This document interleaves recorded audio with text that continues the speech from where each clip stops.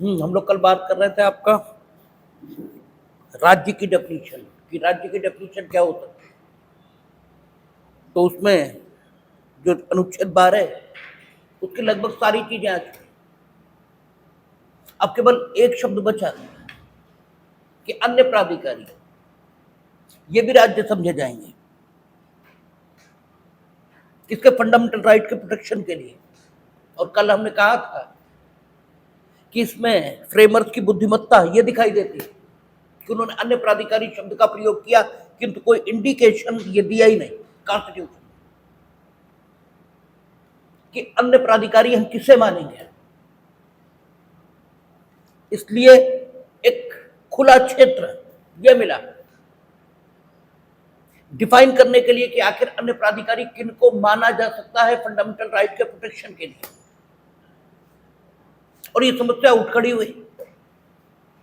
कल भी हमने कहा था कि चूंकि लोक कल्याणकारी राज्य इसकी अवधारणा स्वीकार हुई तो राज्य परंपरागत रूप से जैसे फंक्शन करता चला आया है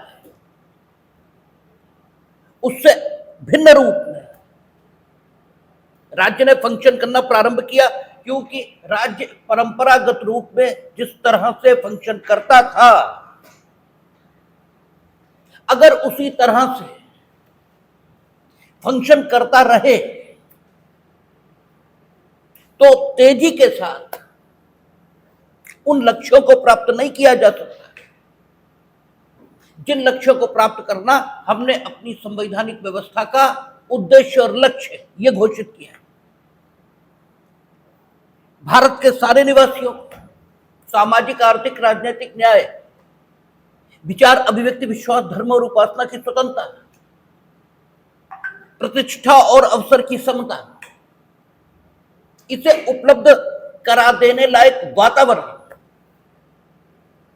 ये उस दशा में बन ही नहीं सकता था जब राज्य परंपरागत रूप से फंक्शन करता रहे।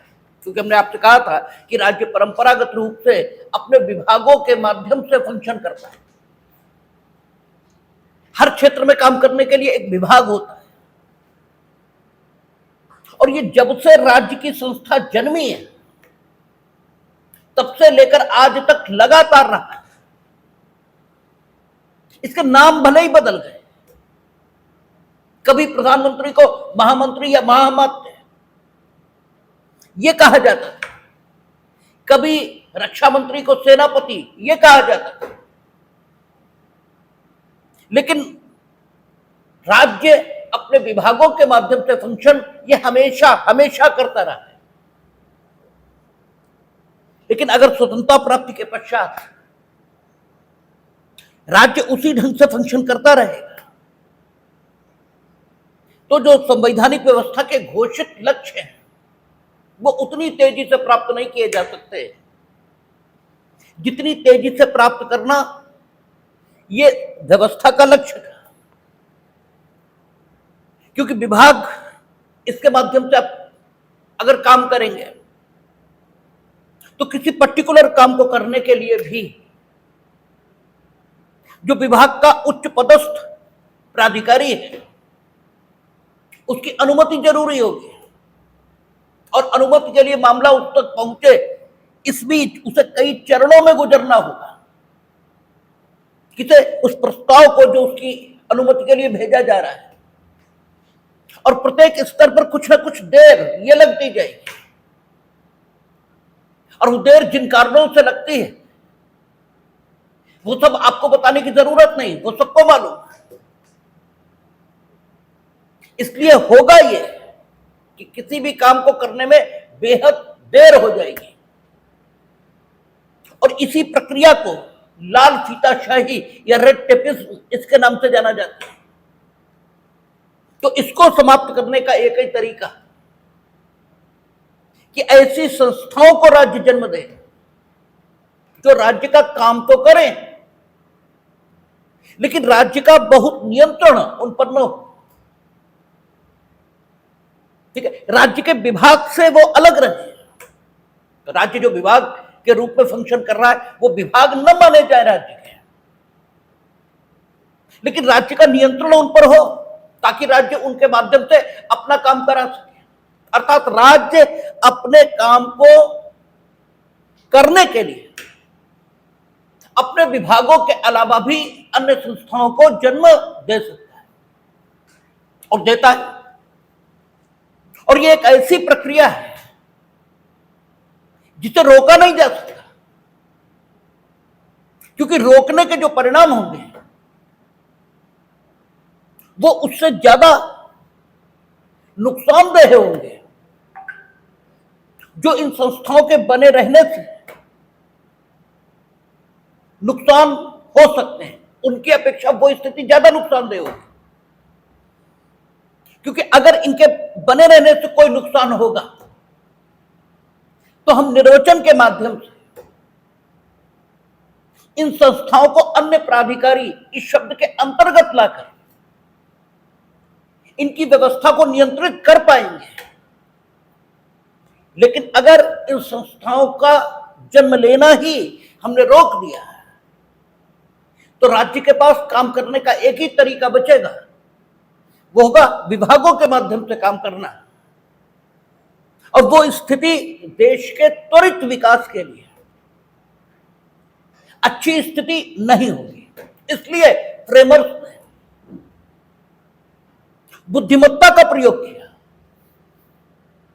और अनुच्छेद 12 में जो राज्य की डेफिनेशन उन्होंने दी उसमें राज्य के जो पारंपरिक अंग थे जिनके माध्यम से मूल अधिकारों का वायलेशन होने की संभावना थी उनको अभिव्यक्त रूप से राज्य की परिभाषा में लिख दिया और साथ ही अन्य प्राधिकारी शब्द का प्रयोग करके एक लचीली व्यवस्था निर्मित की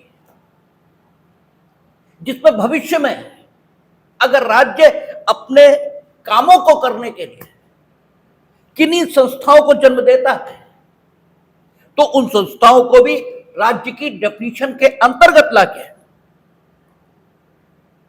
फंडामेंटल राइट के अनुशासन के अंतर्गत लाया जा सके और उनके द्वारा व्यक्ति के जो प्राकृतिक अधिकार हैं उनसे असंगत होकर काम करने को रोका जा सके। इस बुद्धिमत्ता के साथ उन्होंने अनडिफाइंड और बिना किसी संकेत के अन्य प्राधिकारी शब्द अनुच्छेद 12 में लिखा। अब जो होना था वही हुआ। राज्य ने विभिन्न संस्थाओं को जन्म देना शुरू किया। अब प्रश्न यह उठ रहा था कि अगर राज्य सीधे सीधे अपने किसी काम को करने के लिए किसी संस्था को जन्म दे तब तो कोई बात नहीं, सीधे हम घोषित कर देंगे कि अमुक संस्था अन्य प्राधिकारी के अंतर्गत राज्य है। लेकिन राज्य ने ऐसी संस्थाओं को जन्म दिया जो देखने में व्यापार करती प्रतीत होती थी या देखने में कुछ और करती प्रतीत होती थी, जो एक्सक्लूसिवली राज्य का काम नहीं माना गया है। ठीक है, राज्य का जो एक्सक्लूसिव काम है वो करती वो नहीं दिख रही, वो कुछ और करती दिख रही। लेकिन इनफैक्ट वो राज्य की संस्था ही है, क्योंकि राज्य का पर्याप्त नियंत्रण उन पर स्थापित है। वो ऐसा लग रहा है कि राज्य ने किसी काम को करने के लिए बनाई गई संस्था इस रूप में उन्हें निर्मित किया है, लेकिन वो इनफैक्ट राज्य थे। तो इन संस्थाओं के चरित्र के विश्लेषण के संबंध में समस्या खड़ी होनी शुरू हो गई कि इन संस्थाओं को हम राज्य माने या न माने, क्योंकि उन संस्थाओं ने वो काम करने शुरू किए जो लोगों के मूल अधिकारों से असंगत है। और ऐसी दशा में लोग सुप्रीम कोर्ट और हाई कोर्ट के पास अपने मूल अधिकारों के संरक्षण के लिए पहुंचे। सवाल यह था कि मूल अधिकारों का अनुशासन इनके विरुद्ध लागू किया जाए या न किया जाए, और ये संस्थाएं ऐसे मूल अधिकारों का उल्लंघन कर रही थी जिन मूल अधिकारों का प्रवर्तन प्राइवेट व्यक्तियों के विरुद्ध कराया नहीं जा सकता। ठीक है, इसलिए ये संस्थाएं उस शब्दावली से भी शासित नहीं हो रही थी कि जब तक इस संदर्भ से अन्यथा प्रतीत न हो तब तक राज्य शब्द का अर्थ ये माना जाए। तो ये संस्थाएं उन मूल अधिकारों का वायलेशन नहीं कर रही। अगर उनका कर रही होती तो ठीक है, सारे मूल अधिकारों का प्रवर्तन राज्य के ही विरुद्ध थोड़ा ही होगा। कुछ मूल अधिकारों का प्रवर्तन राज्य के अतिरिक्त अगर संदर्भ से ऐसा प्रतीत हो रहा है कि उन मूल अधिकारों का प्रवर्तन राज्य के अतिरिक्त अन्य संस्थाओं या व्यक्तियों के विरुद्ध भी होना चाहिए तो हो जाएगा। लेकिन मसला वैसा नहीं दिख रहा। ये संस्थाएं जिस मूल अधिकार का वायलेशन कर रही हैं वो मूल अधिकार ऐसा नहीं है जो राज्य के विरुद्ध प्रवर्तन को छोड़कर किसी अन्य व्यक्ति या संस्था के विरुद्ध प्रवर्तित कराया जाए। यह समस्या खड़ी हो रही है, और यह संस्था सीधे सीधे राज्य का विभाग है नहीं। अन्य प्राधिकारी शब्द का उपयोग जरूर है, लेकिन अन्य प्राधिकारी किसे माने इसका कोई इंडिकेशन कॉन्स्टिट्यूशन में नहीं। ये संस्थाएं कह रही कि हम अन्य प्राधिकारी की डेफिनेशन में आते ही नहीं। लोगों का कहना ऐसा है कि अन्य प्राधिकारी की डेफिनेशन में आते हैं और वो रिट जारी कराने के लिए इनके विरुद्ध न्यायालय के समक्ष। अब न्यायालय इसे डिसाइड करना है। इसलिए भी जो हमने कहा था कि अभी देखेंगे अनुच्छेद 13(3) में राज्य की परिभाषा आएगी, और हमने कहा था कि जो न्यायालय के द्वारा घोषित विधि होती है या जो न्यायालय का आदेश होता है उससे फंडामेंटल राइट का वायलेशन हो सकता है, ये माना भी नहीं जाता। ठीक है, उसके जो कारण वहां बताए गए थे वो तो ठीक ही है। उसके अतिरिक्त एक कारण यह भी है कि न्यायालय अपने आप कोई आदेश करता ही नहीं। न्यायालय सिर्फ एडजुडिकेशन करता है दो पक्षों के दावों के बीच। एक पक्ष ये दावा कर रहा है, दूसरा पक्ष ये दावा कर रहा है, इसके बीच न्याय निर्णय करता है। इनफैक्ट न्यायालय अपनी कोई बात कहता ही नहीं। भाई न्यायालय स्वयं कोई मत ये थोड़ी प्रतिपादित करता है, वो तो कानून की व्याख्या कर रहा है। तो कानून स्वयं फंडामेंटल राइट का वायलेशन अगर कर रहा होगा तो कानून को शून्य घोषित कर दिया जाएगा, और अगर नहीं कर रहा तो उसके मुताबिक कोई आदेश दिया जाए उससे फंडामेंटल राइट का वायलेशन हो रहा, यह माने नहीं जा सकता।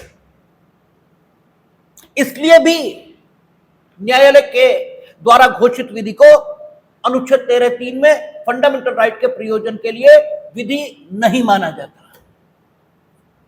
खैर, वो जब 13 पे पहुंचेंगे तब बात करेंगे।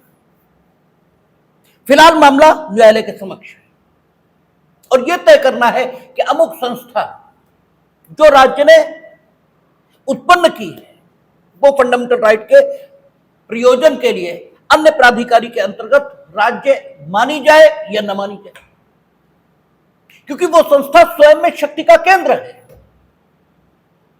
शक्ति का केंद्र इन अर्थों में कि वह अपने कार्यों से मूल अधिकारों का उल्लंघन कर सकती है। उसे राज्य ने इस प्रकार शक्ति दी है, और वह संस्था राज्य के विभाग के अंतर्गत आ नहीं रही।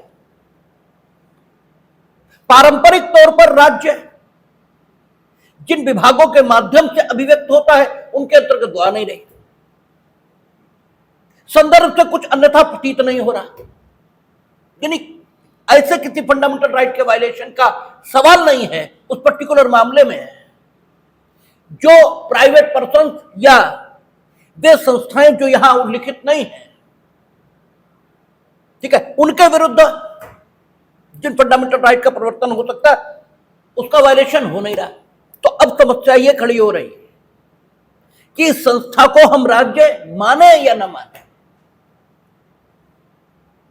क्योंकि अगर नहीं मानेंगे तो फंडामेंटल राइट का अनुशासन उनके विरुद्ध लागू नहीं हो सकता। और वे शक्ति के केंद्र हैं, वे इस प्रकार काम कर सकते हैं कि नागरिकों के मूल अधिकारों के विरुद्ध जाए। और अगर इन संस्थाओं को राज्य नहीं माना गया तो जो राज्य का कार्यपालिकीय अंग है वो ये भी कर सकता है कि आगे से अपने विभागों के माध्यम से कोई काम करे ही ना। ऐसी ही संस्थाएं वो बनाए और फंडामेंटल राइट के अनुशासन से अपने को आसानी से बचा लें। इसलिए इन संस्थाओं के बारे में निर्णय होना जरूरी है। और यह समस्या पहली बार आपके सामने आई थी Mohanlal versus Rajasthan electricity board, इस मुकदमे में आई थी। लेकिन आपको मालूम है कि किसी भी समस्या, इसके विश्लेषण के दो ही तरीके हैं, वस्तुनिष्ठ और व्यक्तिनिष्ठ। जब आप सब्जेक्टिव एनालिसिस किसी भी व्यक्ति विचार या वस्तु की करते हैं तो आप अपनी बुद्धि और विवेक इसके मुताबिक संस्था पर सोचते हैं या विचार पर सोचते हैं और विचार के बारे में निर्णय करते हैं। वहां आपकी भावनाएं ये इन्वॉल्व हो रही होती, इसलिए आपका जो निर्णय होता है वो उस परिस्थिति, उसके संबंध में निर्णय ये तो माना जा सकता है, और आपके निर्णय से हो सकता है वो परिस्थिति सुलझ भी जाए, लेकिन उससे कुछ ऐसे मार्गदर्शक सिद्धांत नहीं निकलते कि वैसी परिस्थिति जब जब पैदा हो तब तब उन सिद्धांतों का उपयोग करके उस परिस्थिति को निर्णित किया जा सके, उसे सुलझाया जा सके। और जब आप ऑब्जेक्टिव एनालिसिस करते हैं, यानी परिस्थिति में अंतर्निहित समस्या, उसकी पहचान और उस समस्या के समाधान का तरीका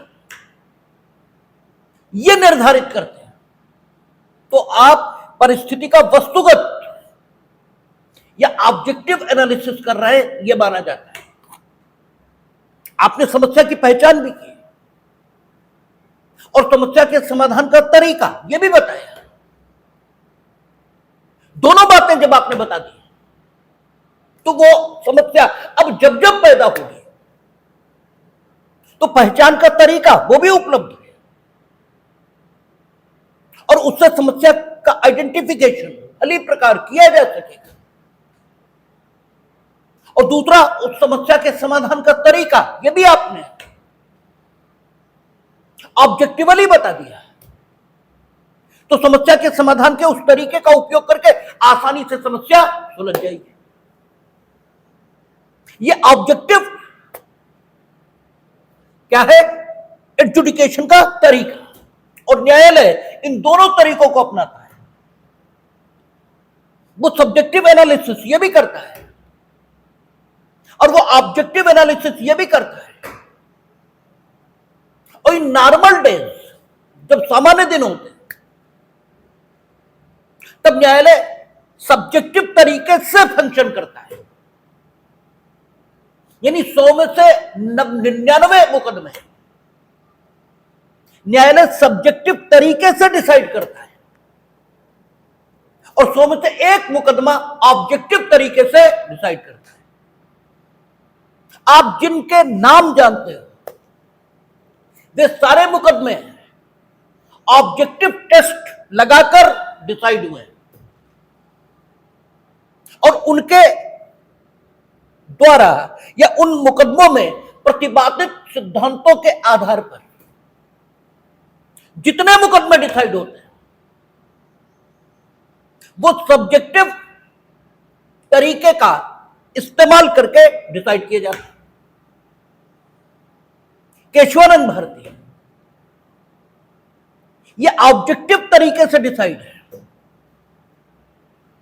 क्योंकि वो बता रहा है कि बेसिक स्ट्रक्चर अमेंड नहीं हो सकता। वो इस समस्या का समाधान कर रहा है कि संविधान के संशोधन के माध्यम से आप किस सीमा तक अमेंडमेंट कर सकते हो। वो संशोधन शब्द का अर्थ बता रहा है कि संशोधन इसका मतलब होता है व्यक्ति के या वस्तु के या विचार के मूल गुण को बरकरार रखते हुए आवश्यकता अनुसार उसमें चीजों को शामिल करना या उससे चीजों को हटा लेना, लेकिन मूल गुण यह बरकरार रहना चाहिए। दूध में आप चीनी मिला दो तो भी दूध रहेगा, और फीका रखो तो भी दूध रहेगा। संशोधन किया जा सकता है, दूध को दही नहीं बनाया जा सकता। संशोधन में यह शामिल नहीं है। आपको 1 गिलास दूध दिया गया, संशोधन इसकी शक्ति दी गई, आप उसमें चीनी मिला सकते हैं, नहीं मिला सकते, लेकिन आपको परिवर्तन की शक्ति नहीं मिली है। आपको हम दूध का दही बना देंगे, नो, ये ताकत ही नहीं है आपके पास। तो संविधान के संशोधन की शक्ति मिली, न कि उसके परिवर्तन की। इसलिए केशवानंद भारती में डिसाइडेड है कि मूल ढांचा जो भारत के संविधान को भारत का संविधान बनाता है, उस मूल ढांचे को संशोधित नहीं किया जा सकता। इस विषय पर विस्तार से चर्चा तो आगे होगी, लेकिन जितना प्रासंगिक उतना हम आपको बता रहे हैं। ऑब्जेक्टिव तरीके से इसको डिसाइड किया गया, क्यों संशोधन क्या है इसको बताया। ठीक है, संशोधन हमें भी मालूम हो सकता क्या है, और आपको भी मालूम हो सकता क्या है, और इनको भी मालूम हो सकता कि वो क्या है, लेकिन जो अधिकृत है बताने के लिए, ठीक है, वो बताएगा। ठीक है, अभी किसी से बात हो रही थी तो कोई कह रहा था कि वो तो पीओके वापस लेने की बात थी। हमने कहा एक भी अधिकृत आदमी का स्टेटमेंट दिखाओ जिसमें ये कहा हो कि इस कार्यवाही का लक्ष्य पीओके वापस लेना है। कल पहली बार प्रधानमंत्री ने कहा है कि अब जब बात होगी, सिर्फ इतना ही कहा है, ये नहीं कहा जब युद्ध होगा, कहा अब जब बात होगी तो सिर्फ 2 बातों पर होगी, पीओके और आतंकवाद, इसका खात्मा। इसमें तो अब वही बात है कि जो कहा गया उसके जो निहितार्थ हैं वो भी समझे जाएंगे। इसका मतलब ये हुआ कि पानी पर बात नहीं होगी, ट्रेड पर बात नहीं होगी, ठीक है ना, वीजा पर बात नहीं होगी, ठीक है, और अगर होगी तो पीओके आप देने को राजी हो तो हम पानी देंगे, नहीं तो नहीं देंगे। ठीक है, तो निहितार्थ लिए जाते हैं, और अधिकृत व्यक्ति की बात अधिकृत व्यक्ति की बात। किसी भी अधिकृत व्यक्ति ने इस कार्यवाही का लक्ष्य जो कहा गया था उससे अधिक घोषित ही नहीं किया था। आपने क्या मान लिया इससे मतलब नहीं, क्योंकि आप तो कुछ भी मान लेंगे। तो संशोधन इसका अर्थ सबको मालूम हो सकता है, लेकिन जो अधिकृत बताने के लिए है वो तो सुप्रीम कोर्ट। तो चूंकि केशवानंद भारती में उन्होंने संशोधन इसका अर्थ बता दिया, इसलिए ऑब्जेक्टिव तरीके से उसको डिसाइड किया गया है, यह माना जाएगा। अब कभी कोई संविधान का संशोधन होगा तो वो इनफैक्ट संशोधन है, यह संविधान को परिवर्तित करने का प्रयत्न, इसे जांचने के लिए एक यार्डस्टिक, एक पैमाना, एक कसौटी, एक निकष, यह हमें उपलब्ध हो गया। जब भी हम ये जानना चाहते हैं कि whatever has been passed by the legislature, that is amendment or that is alteration,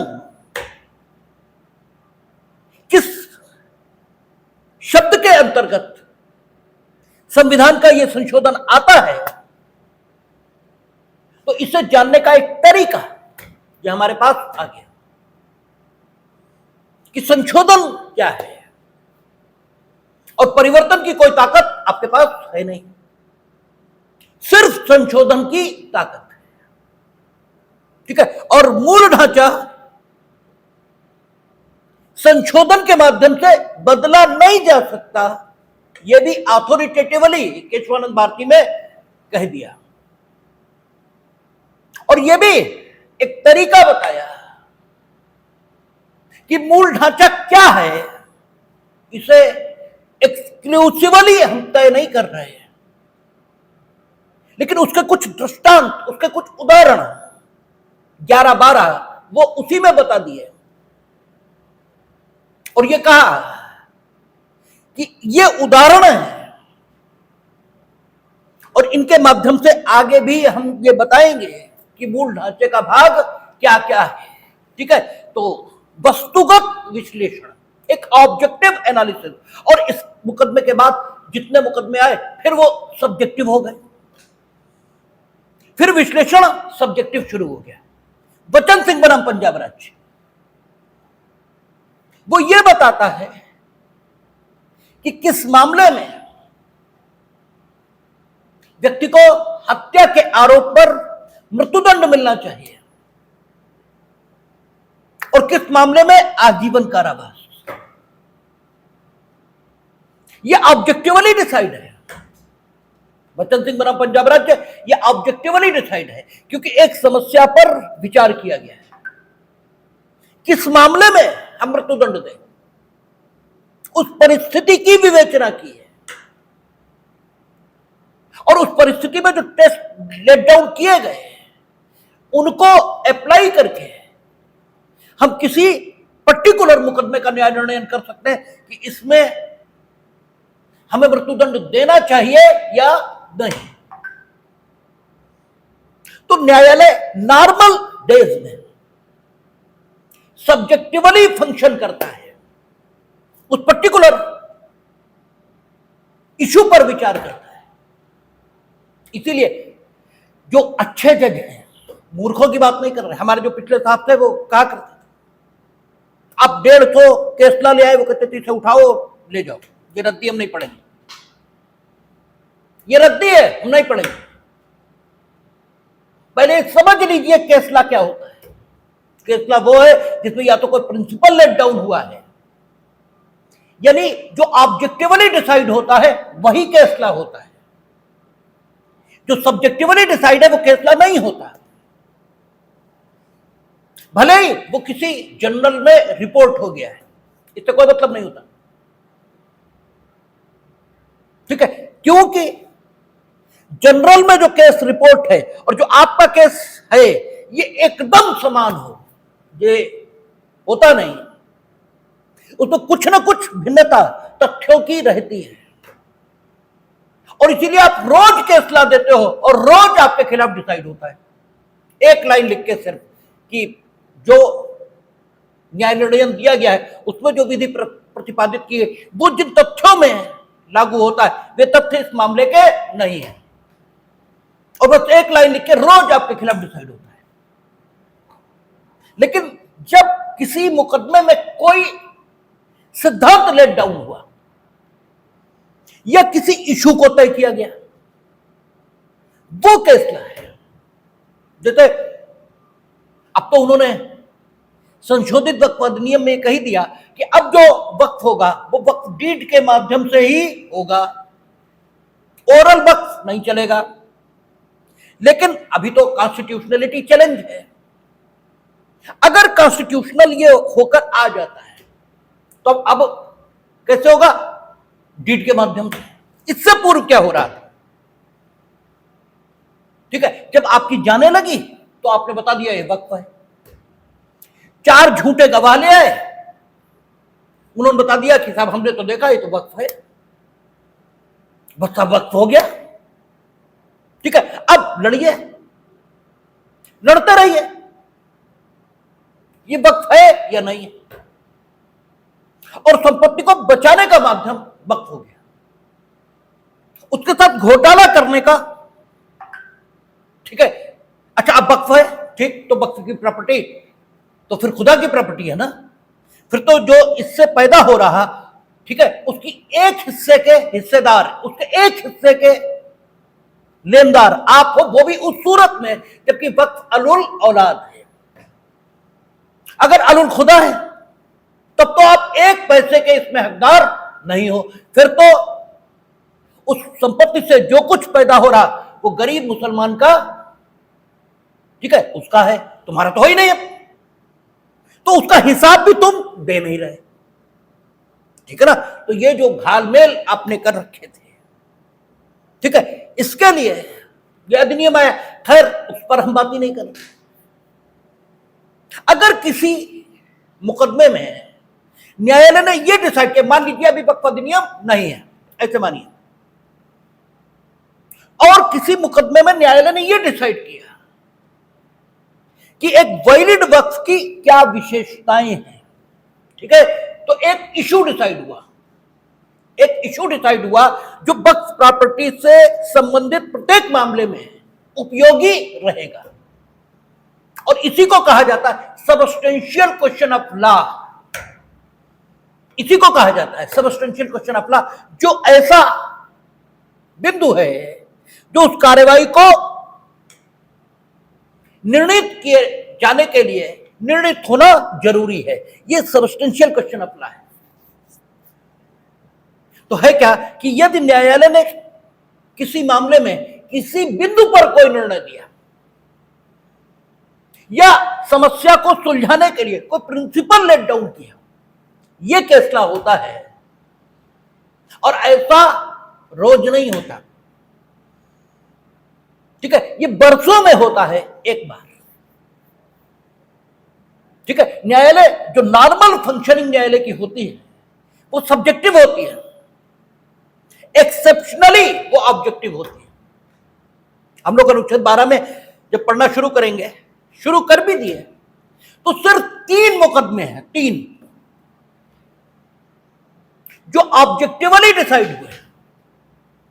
पहला RD. Shetty versus international airport authority, दूसरा अजय हसिया वर्सेस खालिद मुजीब, और तीसरा प्रदीप कुमार विश्वास वर्सेस यूनियन ऑफ इंडिया है या क्या है, ये हम इस समय याद नहीं, लेकिन प्रदीप कुमार विश्वास है वर्सेस यूनियन ऑफ इंडिया ही है जहां तक हमें याद पड़ता है।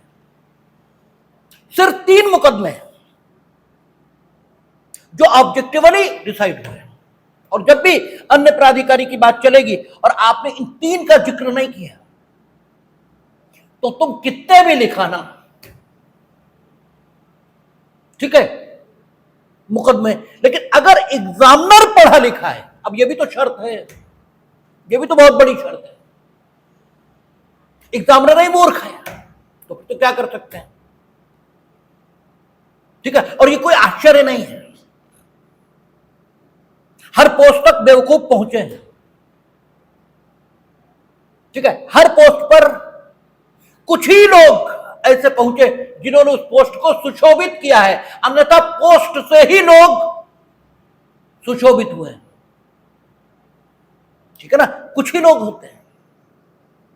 शिक्षक समाज जिस सम्मान का उपभोग करता है और जिस सम्मान को वो क्लेम करता है वो चाणक्य जैसे शिक्षकों ने कमाया है, इनने कुछ नहीं कमाया, ये तो टीए के लिए लड़ने वाले लोग हैं, ये तो इनकी तो चर्चा का विषय छुट्टी पेंशन, ठीक है, इंक्रीमेंट टीए और डीए है,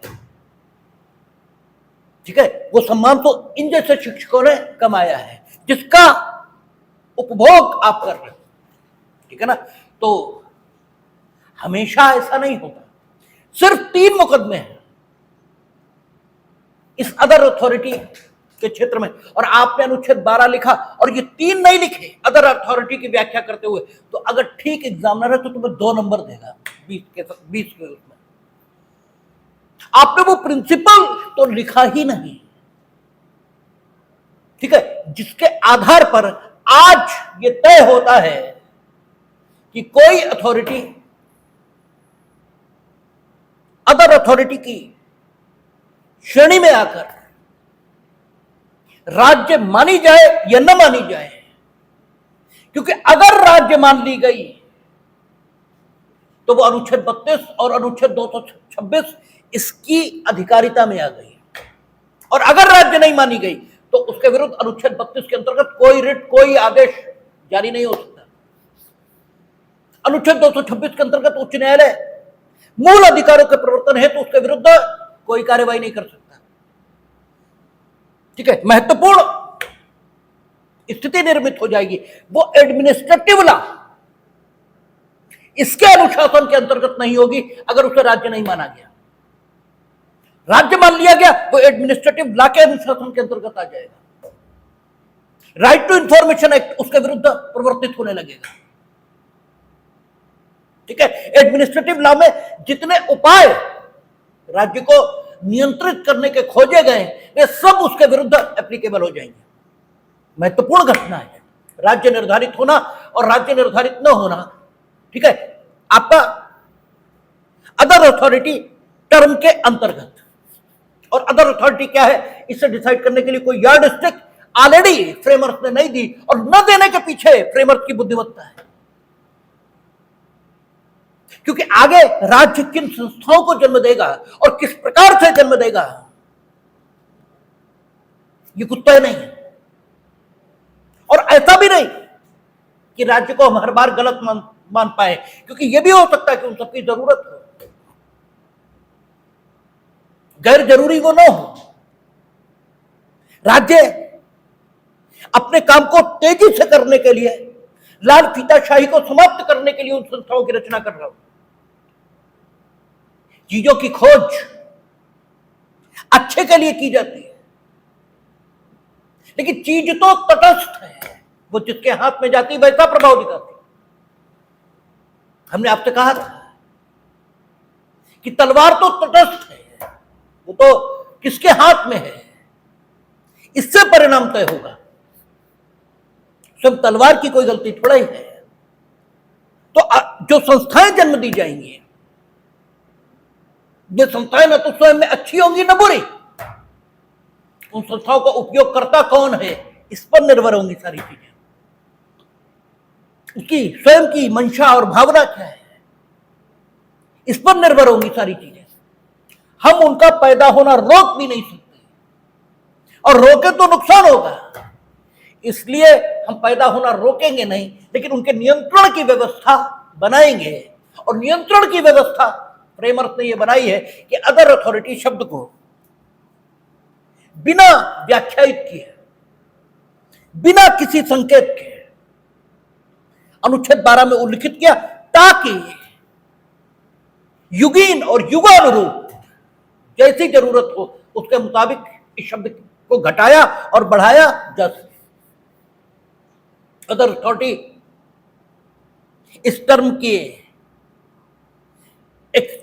इस टर्म को व्याख्यायित करने की, ठीक है, इस टर्म के इसको एक्सप्लेन करने की पहली जरूरत कब आई? मोहनलाल, ठीक है, वर्सेस इलेक्ट्रिसिटी बोर्ड ऑफ, ठीक है, वो राजस्थान इलेक्ट्रिसिटी बोर्ड। और मोहनलाल का मुकदमा न्यायालय ने कैसे डिसाइड किया? Subjective analysis. शुरुआती दौर में सब कुछ सब्जेक्टिव डिसाइड होता है। क्यों होता है सब्जेक्टिव डिसाइड? इसके पीछे भी कारण है। आदमी की जो वृत्ति और प्रवृत्ति है वो क्या है कि कैसे भी बवाल टालो अपने सिर से, कैसे भी बवाल टालो, ठीक है। और ये लोग जो कैसे भी बवाल टालने वाले लोग होते हैं ये अच्छे लोग नहीं होते हैं, इन्हें युग प्रवर्तक नहीं कहा जाता। ये सिर्फ और सिर्फ अपना बवाल टालते हैं, ठीक है। हमें कुछ ना हो, आगे जो आएगा वो मरेगा, हमें क्या है, वो देखेगा अपना जो उसे करना होगा। हमारा सब कुछ बस ऐसे ही ठीक चलता रहे। ठीक है। जैसे पूर्व की सरकारों के समय भी तो आतंकवादी हमले हुए, वो दिन भूले तो हम नहीं हैं। जब आता था रेलवे स्टेशन पर पड़ी लावारिस चीज को न छुएं, इसमें बम हो सकता है, वो चेतावनियां हम भूले तो नहीं है। ठीक है, सवाल ये भी डोजियर देने तक स्वयं को सीमित रख सकते थे, और डोजियर देने तक सीमित रखे तो कुछ नहीं होगा, ऐसा ही चलता रहेगा। ठीक है, इसीलिए हम मतलब प्रशंसक हैं। इवन अटल बिहारी वाजपेयी भी पार्लियामेंट पर हमले के बाद ये साहस नहीं दिखा सके। 3 बार हमला हुआ और तीनों बार पूरा उत्तर दिया गया। ठीक है, अटल बिहारी वाजपेयी, मनमोहन सिंह से लेकर अटल बिहारी वाजपेयी, कोई रहा हो, किसी ने ये हिम्मत नहीं दिखाई। ठीक है, और एक स्पष्ट लाइन खींच देना। ठीक है, एक स्पष्ट लाइन खींच दी कि आगे से ये एक कसौटी है, आगे से कभी ऐसा हुआ तो हम यही करेंगे। ये एक बहुत बड़ी बात है। ठीक है, और आगे आने वाली सरकारें, देखिए ये सरकार में हमेशा तो नहीं रहेगी, कोई नहीं रहता। आगे आने वाली सरकारों को इसका, ठीक है, जो प्रभाव है वो भुगतना ही होगा। अब आप ये नहीं कर पाएंगे, आतंकवाद रुक जाएगा इसकी भी संभावना न्यूनतम है। 2 साल बाद फिर होगा, 4 साल बाद फिर होगा। ठीक है, ये रुक जाएगा इसकी भी संभावना न्यूनतम है, और ये हमेशा सरकार में होगी इसकी भी संभावना न्यूनतम है। अब जो होगा उसके सामने दिक्कत तो आएगी कि अगर आपके काल में हो गया, ठीक है, तो फिर अपेक्षा यही होगी कि डोजियर नहीं, कार्रवाई करो। ठीक है, अब स्थिति तो होने वाली है गड़बड़। ठीक है, तो होता क्या है कि चीजें शुरुआत में सब्जेक्टिव होती हैं। ठीक है, कोई आता है जो उन चीजों से जूझ जाता है और फिर वो ऑब्जेक्टिव ढंग से डिसाइड करता है, और युग प्रवर्तक वही होते हैं जो भविष्य के लिए एक, ठीक है, लाइन, भविष्य के लिए एक रास्ता ये बनाते हैं, वही युग प्रवर्तक। तो मोहनलाल ये डिसाइड हुआ, सब्जेक्टिवली डिसाइड हुआ।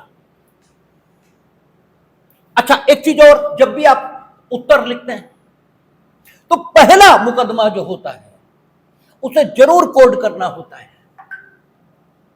ठीक है, अगर पहला मुकदमा आप कोड नहीं करेंगे तो यही नहीं पता लगेगा कि बात शुरू कहां से हुई। ठीक है, और फिर जहां जहां न्यायालय के रुख परिवर्तित होते हैं, कुछ नई बात जुड़ती है, उन मुकदमों को भी उल्लिखित किया जाता है। ये पॉलिसी है फैसला को, ठीक है, डालने की। आप उत्तर लिखते समय कितने केसला डालें ये आपको क्लियर पता होना चाहिए। आप सोचते हैं 12 केसला लिख देंगे तो बड़े अच्छे नंबर मिलेंगे, अगर ठीक एग्जामिनर है तो 12 और 14 इससे कुछ नहीं होता, संख्या महत्वपूर्ण है ही नहीं। वही जो एविडेंस एक्ट में कहा कि किसी पर्टिकुलर मामले को साबित करने के लिए साक्षियों की कोई विशेष संख्या यह अपेक्षित नहीं है। साक्षी स्वयं में विश्वसनीय हो, एक हो, कोई दिक्कत नहीं।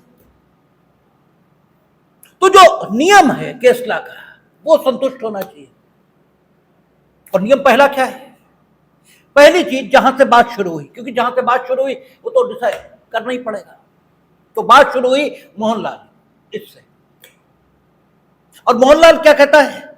सब्जेक्टिवली डिसाइड किया न्यायालय ने, क्योंकि ये हिम्मत सब में नहीं है कि ऑब्जेक्टिवली डिसाइड करे, प्रिंसिपल लेट डाउन करे, ये हिम्मत होती नहीं सब में। सब्जेक्टिवली डिसाइड किया, मीनिंग देयर बाय उन्होंने ये बताया कि नो डाउट इसमें जो इलेक्ट्रिसिटी बोर्ड है ये अदर अथॉरिटी की परिभाषा में होकर राज्य है, ये तो बताया,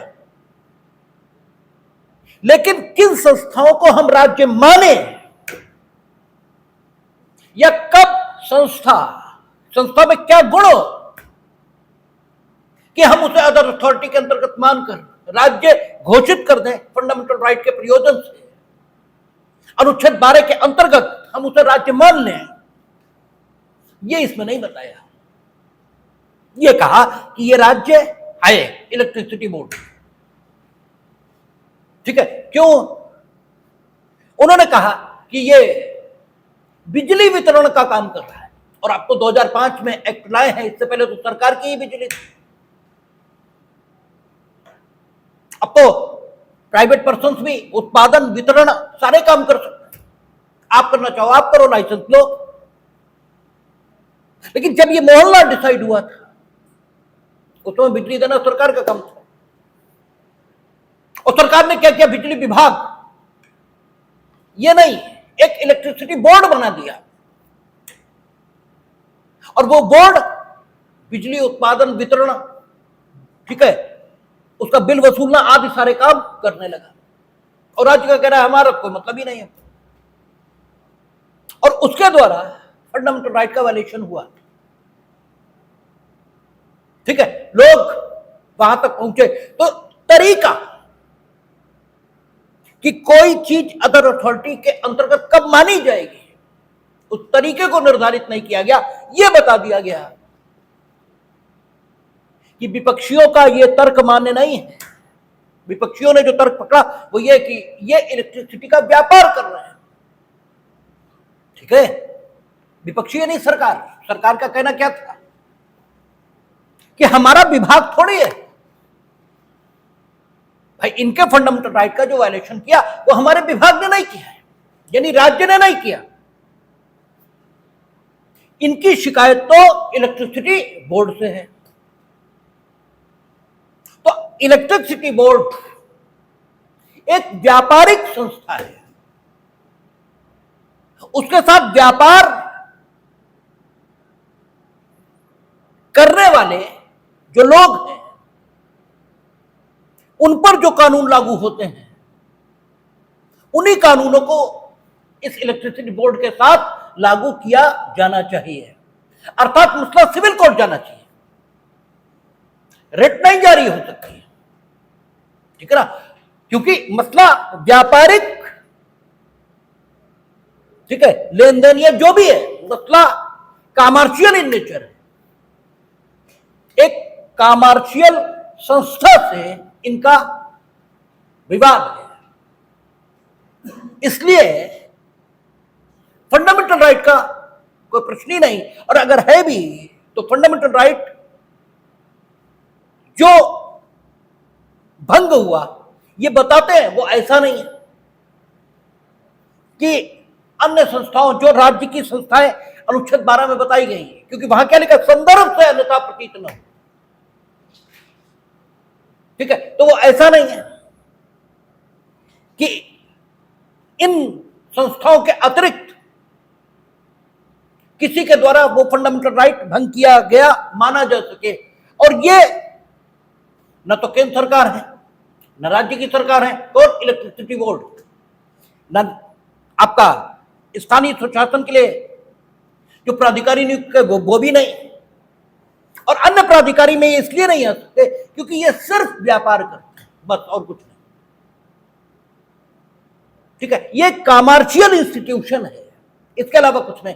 तो कोर्ट ने बजाय इसके कि वो ऑब्जेक्टिवली डिसाइड कर रहे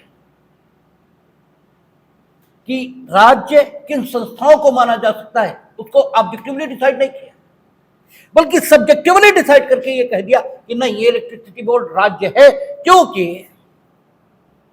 ये सिर्फ व्यापार नहीं करता, इस बिजली के क्षेत्र में इसे व्यापार करने का एकाधिकार है, और वो एकाधिकार आपके द्वारा सुरक्षित किया गया है, राज्य के द्वारा।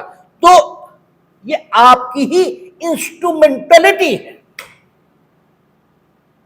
इंस्ट्रूमेंटलिटी, इसका मतलब एग्जैक्ट तो आप गूगल पर देख लीजिएगा, एग्जैक्ट तो हमें ध्यान में है एकदम, लेकिन इंस्ट्रूमेंटलिटी ऐसे उपकरण को कहते हैं जिसका उपयोग आप किसी काम को करने के लिए करते हैं। ठीक है, बाकी आप एग्जैक्ट उस पर देख सकते हैं कि इंस्ट्रूमेंटलिटी का अर्थ क्या होता है। उनका कहना था कि it is your instrumentality because you have made that to do your work. ये आप ही है, आपका रूप बस परिवर्तित है और कुछ नहीं है। आप अन्य प्राधिकारी के रूप में यहां हैं, ठीक है, क्योंकि आप इनके एकाधिकार को सुरक्षित किए हुए। इस आदमी के पास चारा क्या है? ये बिजली लेना चाहे तो कहां जाए,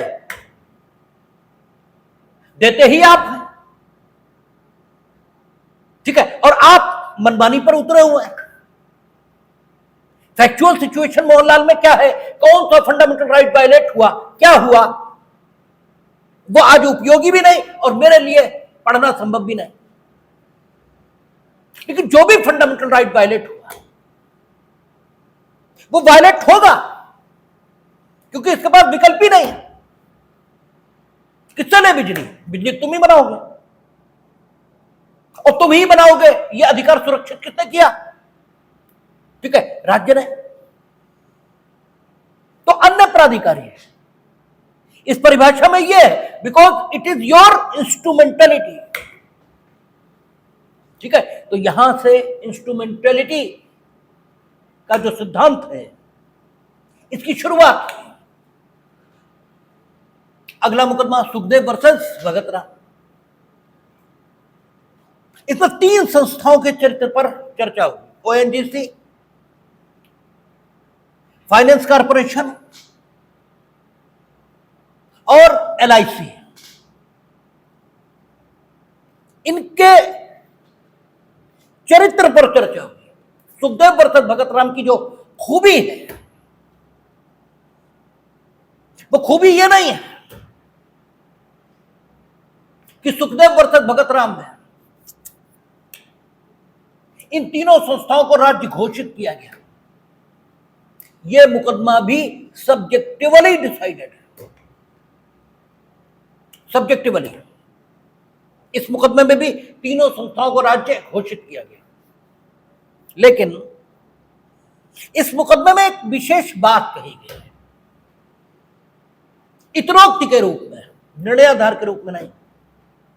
और आपको मालूम है इतरोक्ति के रूप में अगर सुप्रीम कोर्ट या कोई न्यायालय कुछ कहता है तो वो बाध्यकारी बल नहीं रखता। इतरोक्ति के रूप में वो जो कहेंगे उससे बाध्य कोई भी नहीं होता। निर्णयाधार के तौर पर वो जो कुछ कहते हैं उससे बाध्य होते हैं। इतरोक्त के रूप में जो कुछ कहेंगे उसमें परसुएसिव फोर्स, ठीक है, ये तो होता है, लेकिन बाइंडिंग फोर्स ये नहीं होता। ठीक है, तो सुखदेव वर्सेस भगत राम एक समस्या खड़ी हुई है। अच्छा चलो सुखदेव वर्सेस भगत राम पर बात करें इससे पहले एक चीज और समझ लीजिए। राज्य के लिए जरूरी है कि वो कॉन्स्टिट्यूशनल गोल्स को अचीव करने के लिए सिर्फ अपने विभागों के माध्यम से काम न करे। ठीक है, क्योंकि विभागों में या विभागों के माध्यम से काम करने पर लाल फीताशाही इसे बढ़ावा मिलता है और तेजी से काम नहीं होते। इसलिए राज्य के लिए जरूरी है कि वह अन्य संस्थाओं को निर्मित करे और तेजी से कॉन्स्टिट्यूशनल गोल्स को हासिल करने के लिए काम करे। अब राज्य 2 तरीकों से संस्थाएं निर्मित करता है। एक सीधे सीधे एक्ट लाए और किसी संस्था को निर्मित कर दिया, जैसे उनका एक्ट लाए भारत संचार निगम, ये बनाया जाएगा, इस क्षेत्र में काम करेगा, ये ठीक है, इसके प्राधिकारी होंगे, इनके प्राधिकारियों की नियुक्ति का तरीका ये होगा, सर्विस कंडीशंस ये होंगी, सब कुछ एक्ट से तय हो गया और भारत संचार निगम अस्तित्व में आ गया। अब ये राज्य का विभाग नहीं है, एक पर्टिकुलर फील्ड में वो काम करेगा और वो फील्ड राज्य के विभाग के नियंत्रण से बाहर चली गई। ठीक है, और इसके जो प्राधिकारी आया उसके नियंत्रण में आ गए, कतई बाहर नहीं चली गई। वो गवर्नमेंट जब चाहेगी एक्ट में संशोधन कर लेगी, वो अलग बात, गवर्नमेंट कर रहा है, लेकिन व्यवहारिक तौर पर तो गवर्नमेंट ही करती, सैद्धांतिक तौर पर विधायिका। यही स्थिति एलआईसी, यही स्थिति ओएनजीसी, यानी सीधे एक्ट से संस्था को जन्म दिया जाए, एक तरीका राज्य ये अपना सकता है। और दूसरा तरीका, राज्य एक ऐसा अधिनियम बना दे जिसके अंतर्गत संस्थाएं रजिस्टर कराई जाएं, ऐसा भी हो सकता है। ठीक है, और अगर राज्य ने कोई अधिनियम बनाया जिसके अंतर्गत संस्थाएं रजिस्टर कराई जा सकती हैं, तो वो प्राइवेट पर्सन्स के द्वारा भी कराई जा सकती हैं और स्वयं सरकार के द्वारा भी कराई जा सकती हैं। क्योंकि सरकार और विधायिका अलग अलग बातें हैं। कानून विधायिका का होता है। अगर विधायिका ने कोई कानून बनाया जिसके अंतर्गत रजिस्ट्रेशन करा लेने पर कोई संस्था अस्तित्व में आ जाएगी, तो चूंकि कानून विधायिका का है और विधायिका और सरकार अलग अलग है, इसलिए उस कानून के अंतर्गत रजिस्ट्रेशन कराकर प्राइवेट पर्सन संस्थाओं को अस्तित्व में ला सकते हैं और राज्य भी संस्थाओं को अस्तित्व में ला सकता है। ये दो तरीके संस्थाओं के अस्तित्व में आने के आप ध्यान कर लें। ठीक है, अब आगे बात करते हैं। तो मोहनलाल में सब्जेक्टिवली डिसाइड हुआ और बात खत्म हो गई। सुखदेव वर्सेस भगत राम में उन संस्थाओं के बारे में चर्चा चल रही है जिन्हें एक्ट से गठित किया गया। कौन कौन है? LIC, ONGC,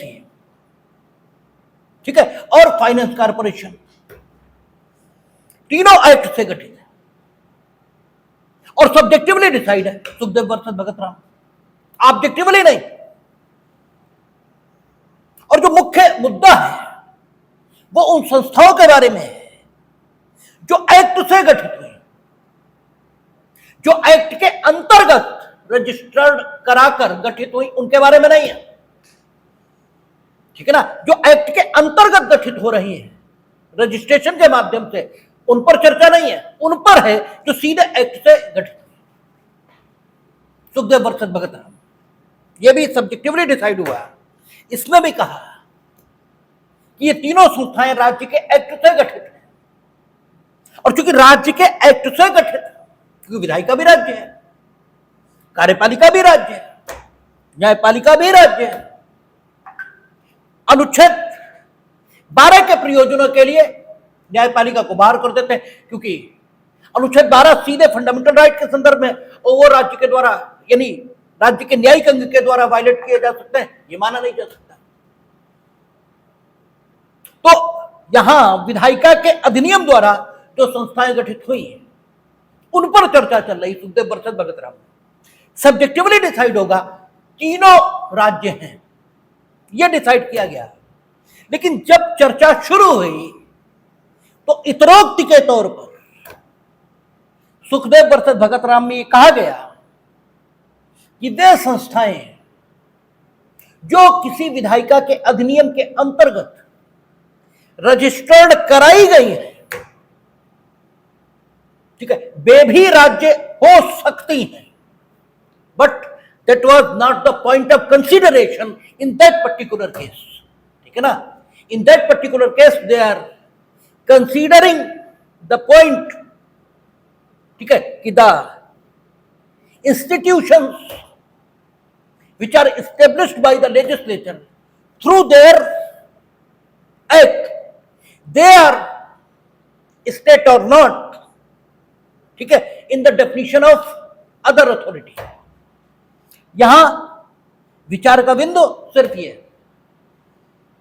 इसलिए इतरोक्ति के तौर पर यह बात कही गई सुखदेव वर्सेस भगत राम में कि जो एक्ट के अंतर्गत गठित संस्थाएं वे भी राज्य हो सकती हैं, लेकिन इस बिंदु पर विस्तार से विचार नहीं हुआ कि वे संस्थाएं जो एक्ट के अंतर्गत गठित हैं कब राज्य मानी जाएंगी, इस पर विचार नहीं हुआ। इस पर अजहसिया में हुआ, इस पर अजहसिया में हुआ। ठीक है, इसलिए अजहसिया इंपॉर्टेंट है। और वे संस्थाएं जो अधिनियम से गठित हैं, सुखदेव वर्सेस भगत राम में बात चली उनकी, मोहनलाल में वो भी नहीं चली। मोहनलाल में तो सीधे सीधे ये था कि यह है या नहीं। ठीक है, सुखदेव वर्सेस भगत राम में अधिनियम के द्वारा जो गठित है उनके बारे में चर्चा हुई। ठीक है, लेकिन अधिनियम के द्वारा गठित सभी संस्थाएं राज्य मानी जाए या नहीं मानी जाए, ये कब मानी जाए कब नहीं मानी जाए, इस पर विस्तार से कोई बात नहीं हुई। बस सिर्फ ये कहा गया कि ये तीन संस्थाएं जो अधिनियम से गठित हैं ये राज्य हैं, सिर्फ इतना कहा गया। और एक इतरोक्ति के तौर पर एक बात कह दी गई कि वे संस्थाएं जो अधिनियम के अंतर्गत गठित हैं वे भी राज्य हो सकती हैं। बस इतनी बात हुई। सुखदेव बरसात भगत राम इसीलिए इंपॉर्टेंट है कि वो बात जो आगे विधिक विकास का आधार बनी वो पहली बार सुखदेव बरसात भगत राम में आई कि एक्ट के अंतर्गत जो संस्थाएं गठित हैं वे राज्य हो सकती हैं या नहीं, और इस पर एक ओपिनियन कोर्ट की आई, भले ही इतरोक्ति के तौर पर आई कि वे भी राज्य हो सकती हैं। और उसका दूसरा महत्व इस बारे में है कि अधिनियम के अंतर्गत जो संस्थाएं गठित की जाएंगी जैसे ओएनजीसी, एलआईसी, फाइनेंस कॉर्पोरेशन, ये राज्य है, ये अथॉरिटेटिवली डिसाइड हुआ। यद्यपि ये डिसाइड होना बाकी रह गया कि कब उन संस्थाओं को जो अधिनियम से गठित हैं राज्य माना जाए और कब न माना जाए। ठीक है, ये डिसाइड होना बाकी रह गया, लेकिन शुरुआत एक ऑब्जेक्टिव थिंकिंग की हो गई। ठीक है, एक ऑब्जेक्टिव, एक वस्तुनिष्ठ विचार ये प्रारंभ हो गया। ठीक है, और जब वस्तुनिष्ठ विचार प्रारंभ होता, कोई भी चीज प्रारंभ हो जाएगी तो फिर निर्णय तक जाएगी, ये तय है। अब आरडी शेट्टी आया। ठीक है, और आरडी शेट्टी इसमें अथॉरिटेटिवली ये डिसाइड हुआ कि वे संस्थाएं जो अधिनियम से जन्मी हैं, ठीक है, जो अधिनियम के माध्यम से जिनका जन्म हुआ है, वे संस्थाएं कब कब राज्य मानी जाए। यानी अधिनियम से उनका जन्म हुआ सिर्फ इतना पर्याप्त नहीं है, उनमें कौन सी और विशेषताएं पाई जाएं तो वे राज्य मान ली जाएंगे। और उसमें कहा कि जो संस्था अधिनियम के माध्यम से जन्मी है, अगर उस पर सरकार का पर्याप्त नियंत्रण है, नियंत्रण कैसे स्थापित करते हैं, ठीक है, कोई आपके नियंत्रण में है या नहीं है, ये सिर्फ इससे तय नहीं हो सकता कि आपको उसे नियुक्त करने का और हटाने का अधिकार है, सिर्फ इससे तय नहीं हो सकता। ये एक फर्क होता है। एक पढ़े लिखे से तात्पर्य उनकी नहीं है मूर्खों का जो डिग्री लिए घूम रहे हैं। डिग्री लेने वाले तो हमारी नजर में गैर पढ़े लिखे भी होते हैं। ठीक है, भी होते हैं, हमने कहा पढ़े लिखे डिग्री लेने वाले नहीं होते, ऐसा हमने नहीं कहा है। ठीक है, तो जो समझदार से लोग वो सारी चीजों को ठीक से एनालाइज करते हैं। वकील नियुक्त करने का भी आपको हक है और वकील को हटा देने का भी आपको हक है, लेकिन वकील आपके नियंत्रण में नहीं है। ठीक है, आप उसे बताओ कि ऐसे ऐसे अदालत में ये कहना, अगर वो ठीक और जमीरदार वकील है तो तुम्हें भगा देगा। अगर वो ठीक और जमीर है उसके पास तो तुम्हें भगा देगा। वो कहेगा हमें ये मत बताओ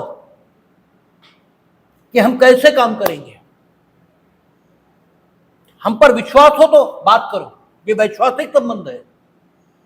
अगर हम पर विश्वास हो तो बात करो, अन्यथा उठाओ फाइल और चलते फिरते नजर आओ। ठीक है, आप हमें नियुक्त कर सकते हो, आप हमें हटा भी सकते हो, लेकिन मेरे काम करने के तरीके पर नियंत्रण नहीं रख सकते। एप्लीकेशन में क्या लिखा जाएगा हम डिसाइड करेंगे, हम क्या बोलेंगे वहां ये हम डिसाइड करेंगे। अगर आपको मेरी बुद्धि और प्रज्ञा पर विश्वास नहीं, हटा दीजिए हमें, लेकिन हम वो नहीं बोलेंगे, ऐसी कोई कसम भी नहीं है। आप अगर बता रहे होगे वो बोलने लायक होगा तो जरूर बोलेंगे, लेकिन आप जो बता रहे हो वो आप ही के हित के खिलाफ जा रहा है और हम बोले नहीं, हम नहीं बोलेंगे, क्योंकि हमारी सत्यनिष्ठा आपके हित के प्रति है। हमने उसके हित के रक्षण की, ठीक है, वचन ये दिए हैं। आपके हित के जो विरुद्ध होगा वो हम नहीं कहेंगे, वो विरोधी कहे ये उसका काम है, और आपको नहीं मालूम कि आपका हित क्या है। ठीक है, इसलिए आप तरीका नहीं बताएंगे हमें। तो हर वक्त ये महत्वपूर्ण नहीं होता कि किसी को नियुक्त करने का या उसे हटाने का हक है सिर्फ इसलिए कोई किसी के नियंत्रण में मान लिया जाए, नहीं है, दिलचस्प नहीं है। लेकिन सो कॉल्ड पढ़े लिखे बेवकूफ टाइप के लोग यही मानते हैं।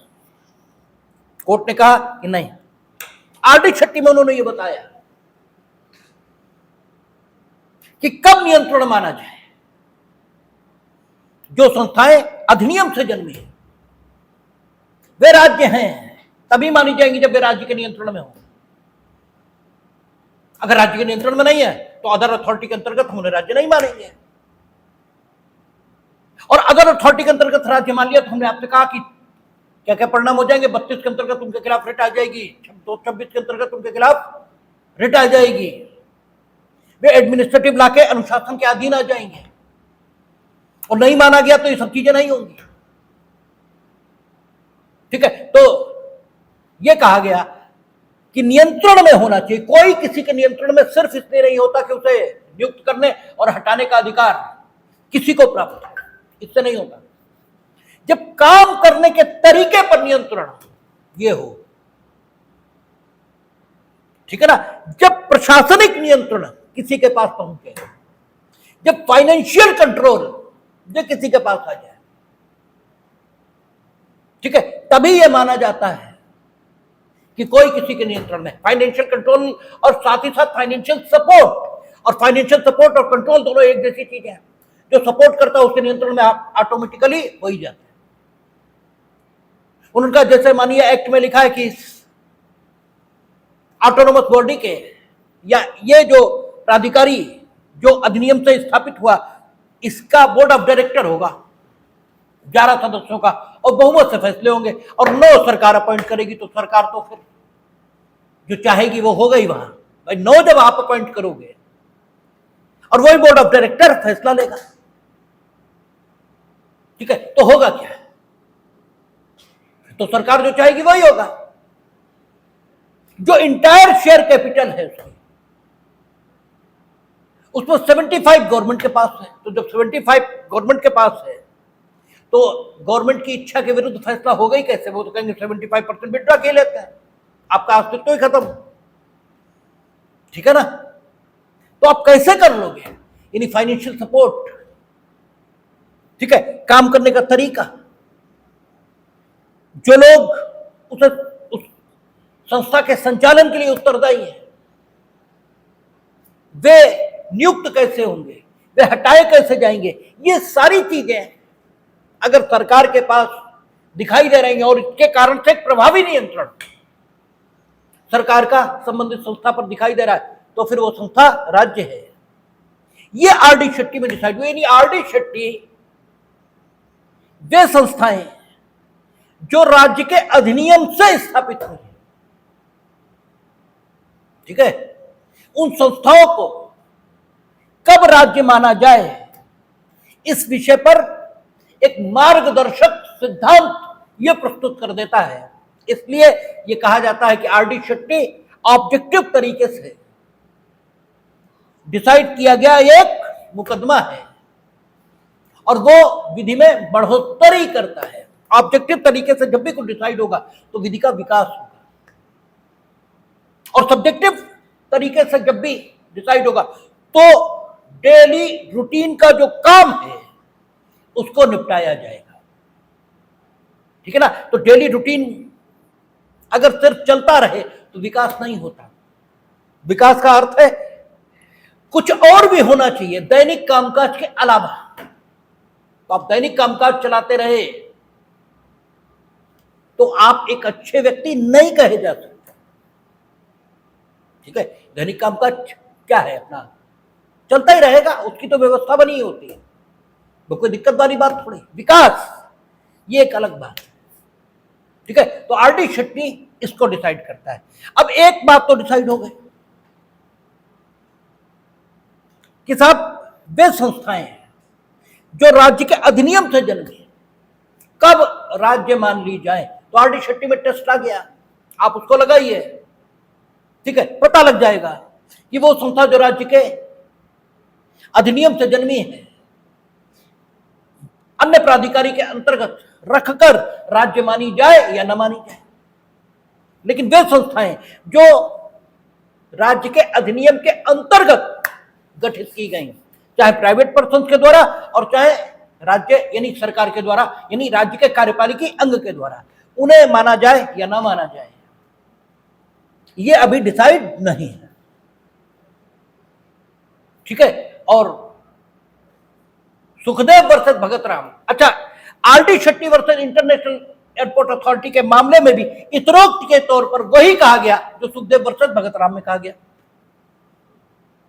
ठीक है, कि वे संस्थाएं जो राज्य के अधिनियम के अंतर्गत रजिस्टर्ड हैं वे भी राज्य हो सकती हैं, इतरोक्त के तौर पर दोनों मामलों में यह कहा गया। और दोनों मामलों के बीच में, यानी सुखदेव वर्सेस भगत राम के बाद और आरडी शेट्टी के पहले, दोनों मुकदमों के बीच में एक और मुकदमा डिसाइड हुआ, Sabajit Tiwari versus Union of India. ठीक है। और इसमें Indian Council of Scientific and Industrial Research शायद है। ठीक है, देख लीजिएगा, इंडियन काउंसिल, ठीक है, ऑफ साइंटिफिक रिसर्च, इतना तो हमें याद है, इंडस्ट्रियल है या नहीं देख लीजिएगा। इन दोनों मुकदमे के बीच में है सबाजीत तिवारी। और सबाजीत तिवारी में जिस काउंसिल के बारे में चर्चा हुई थी और राज्य उसे नहीं माना गया, वही प्रदीप कुमार विश्वास में राज्य मानी गई। ठीक है, इससे सबाजीत तिवारी और प्रदीप कुमार विश्वास का एक अंतर संबंध है। ठीक है, सबाजीत तिवारी में प्रश्न यह था कि ये जो काउंसिल है, जो कि सोसाइटीज रजिस्ट्रेशन एक्ट के अंतर्गत गठित की गई एक सोसाइटी है, ये राज्य है या नहीं, ये प्रश्न था। ठीक है, और ये थी क्या सोसाइटी, ठीक है, कोऑपरेटिव सोसाइटी, जिसे राज्य के अधिनियम के अंतर्गत रजिस्टर्ड किया गया था। ठीक है, और आई कब थी, सुखदेव वर्सेस भगत राम के बाद और आरडी शेट्टी से पहले। और सुखदेव वर्सेस भगत राम में इतरोक्ति में कहा कि हो सकता है कि कोई संस्था विधायिका के अधिनियम के अंतर्गत रजिस्टर्ड कराई जाए, वो भी राज्य हो सकती है, इतरोक्ति में कहा। और सबाजीत तिवारी में कह दिया नहीं हो सकती। ठीक है, उसमें राज्य नहीं माना ऐसी संस्था को जो राज्य के अधिनियम के अंतर्गत गठित थी, और न मानने का कोई ऑब्जेक्टिव टेस्ट, ठीक है, ऑब्जेक्टिव रीजन ये भी नहीं बताया। और उसके बाद आपका आरडी शेट्टी ये डिसाइड हुआ। और आरडी शेट्टी में भी इतरोक्ति में आपने वही कह दिया जो सुखदेव वर्सेस भगत राम में कहा। तो सवाल यह है कि फिर सबाजीत तिवारी, ठीक है, इसमें आपने किसी संस्था को जो राज्य के अंतर्गत आपने नहीं मानी, एक्ट के अंतर्गत रजिस्टर्ड होते हुए भी, और क्यों नहीं मानी, या तो इसका कोई ऑब्जेक्टिव टेस्ट बताइए, या तो यह बताइए कि ये विशेषताएं हो तो अधिनियम के अंतर्गत जो संस्था गठित हुई वो राज्य हो सकती है, और ये विशेषताएं न हो तो नहीं हो सकती। तो भी चलो भाई, बात ठीक है, ठीक है, तब भी ऑब्जेक्टिव तौर पर हो जाएगा।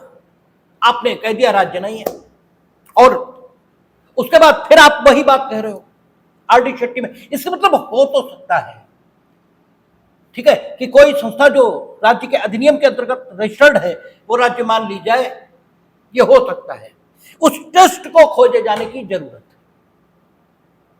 ठीक है, सबाजीत तिवारी ने कहा माना, और इन दोनों में इतरोक्त के रूप में कहा, और सबाजीत तिवारी बीच में है, दोनों तरफ ये केस है। उसके बाद अगला आता है सोम प्रकाश वर्सेस यूनियन ऑफ इंडिया, और इसमें सब्जेक्टिवली डिसाइड किया,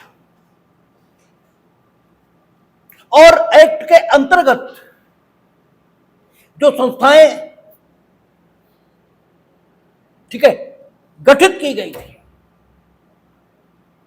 एक्ट के अंतर्गत, ठीक है, उनको राज्य माना।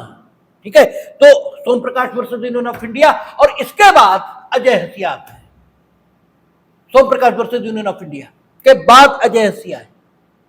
और अजय हसिया एक महत्वपूर्ण मुकदमा है, समय अब नहीं बच रहा। अब सोम प्रकाश वर्सेस यूनियन ऑफ इंडिया के तथ्य क्या है, अजय हसिया में क्या कहा, और प्रदीप कुमार विश्वास तक की यात्रा और जो वर्तमान सिचुएशन है वो क्या है, इस पर कल बात कर लेंगे।